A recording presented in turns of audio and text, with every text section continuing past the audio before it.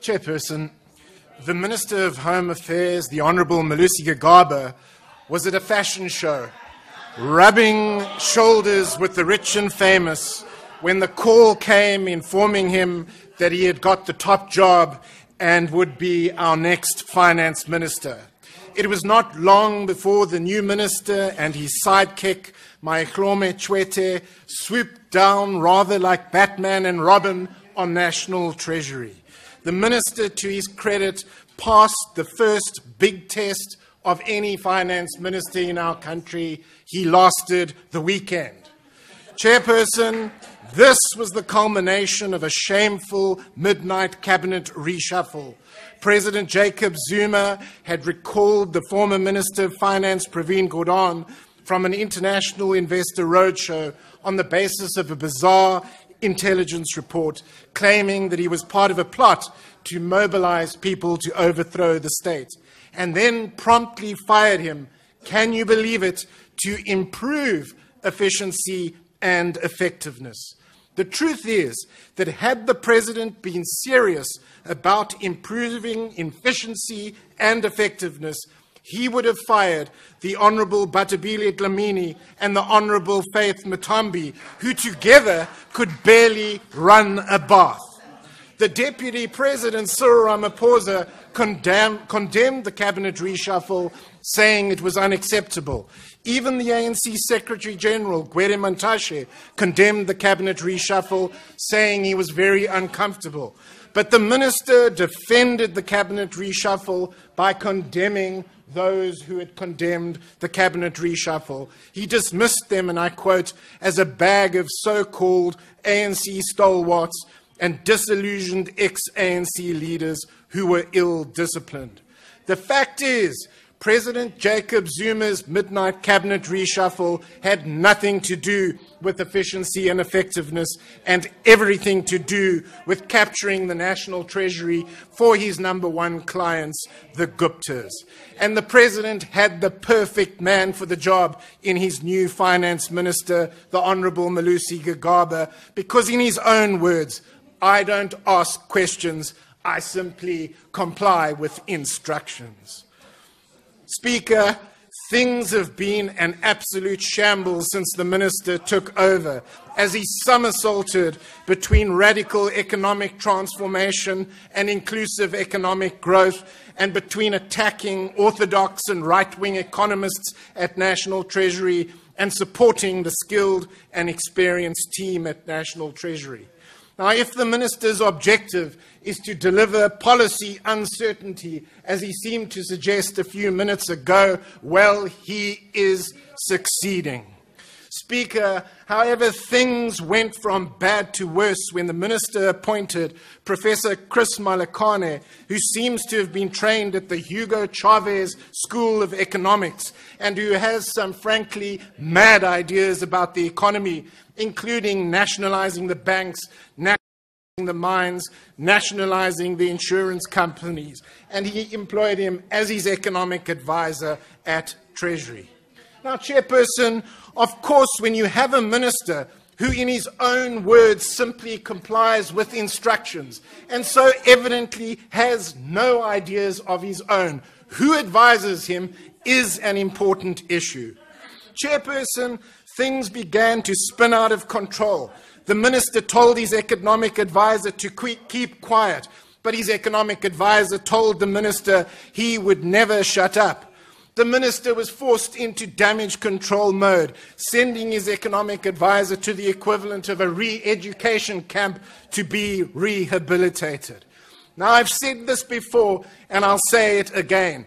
The minister is Des Van Rooyen in a designer suit. But on reflection, Chairperson, I was wrong, because at least the Honourable Des Van Rooyen has a master's degree in finance, even if half the assignments were reportedly done for him by the Parliamentary Budget Office. But whatever the case, the minister has lost control, and the message is now 1 part Bloomberg, 1 part ANN7, and 1 part the Real Housewives of New York. Speaker, The National Treasury's legislative mandate in the 30.79 billion rand budget for 2017-18 are directed to ensuring transparency, accountability, sound fiscal control, and the management of our public finances. But the question is, how long can this last?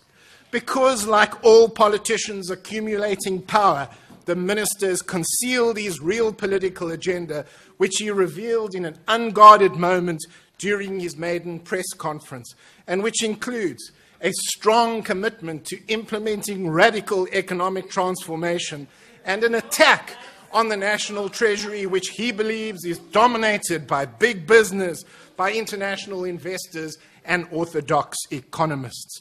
The fact is, and let us not be naive about this, the minister has been appointed to defang National Treasury, and he will do it with charm and cunning, and he will do it patiently and slowly by exerting political control and reducing the institutional independence of National Treasury, by diluting the legislative mandate to reduce the institutional strength of National Treasury, by controlling the procurement process, by controlling the Public Investment Corporation, and most importantly, by approving and smoothing the nuclear build program.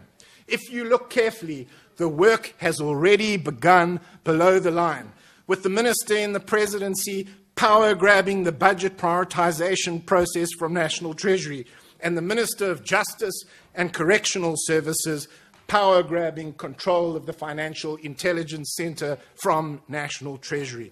The truth is, National Treasury is in danger of being defanged and reduced to bookkeepers under the new minister and his boss, President Jacob Zuma. We cannot afford to surrender to the mafia state, and so we are going to have to fight to maintain the institutional strength and institutional integrity of National Treasury. What this means is that the Finance Committee is going to have to require a reset from legislative mode to oversight mode and carefully scrutinize procurement, public investments, contingent liabilities, and the big fiscal risks. The fact is, though, Chairperson, in the end, President Jacob Zuma must have known that the midnight cabinet reshuffle would push the economy off the cliff. We are now in deep trouble with the midnight cabinet reshuffle and radical economic transformation, delivering policy uncertainty, stagnant economic growth, declining per capita incomes, a collapse in investment, a spike in disinvestment, massive unemployment, staggering national debt, zombie state-owned enterprises, junk status, and ultimately a loss of hope for the millions of people who do not have jobs or have given up looking for jobs, and who live without dignity, without independence, and without freedom in South Africa.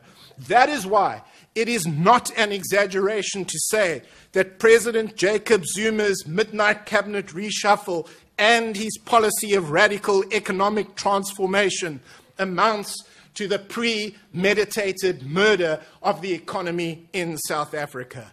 So if you do not have a job or you have given up looking for a job, you need to know this. You do not have a job because the ANC government has systematically mismanaged this economy, and you will never have a job as long as the ANC government is in power in South Africa. That is why you will be faced with a choice between a strong know-how economy which creates jobs for all, led by the DA, or a weak know-who economy which creates jobs for the few in election 2019.